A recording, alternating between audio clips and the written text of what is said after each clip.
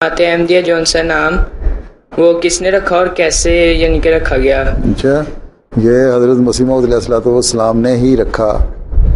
और 1901 में 1901 में जब सेंसस हो रहा था ना, मरदमशुमारी, सेंसस पता क्या होता है?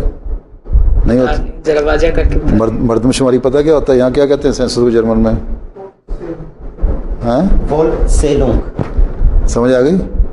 वोलसेलुंग जब होती है, जब हर 10 साल के बाद होता है ना, मरदमशुमारी होती है कि हुकूमत करती है कि हमारी आबादी मुल्क की कितनी है, कितने मर्द हैं, कितनी औरतें हैं, कितने बच्चे हैं, किस किस मज़हब के लोग रहने वाले हैं। एक डिटेल इकट्ठी करती है ना गवर्नमेंट हर 10 साल बाद।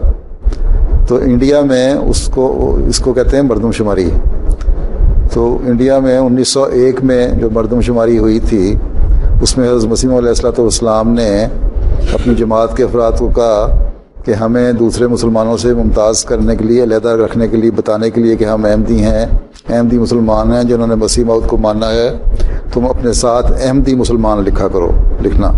उस मरदमशुमारी के फॉर्म आता है ना जो, उसमें अहमदी मुसलमान लिखना, ठीक है, ताकि पता लग जाए कि हम अहमदी हैं और हुकूमत को पता लग जाए हमारी कितनी तादाद है। इसलिए रखा गया था अहमदी, नाम उस वक़्त से रखा गया। आपने फरमाया अहमदी मुसलमान लिखा करो, और वजह ये बनी थी मरदमशुमारी उसके बाद, ताकि फ़र्क पता लग जाए अहमदी मुसलमान में और गैर अहमदी मुसलमान में।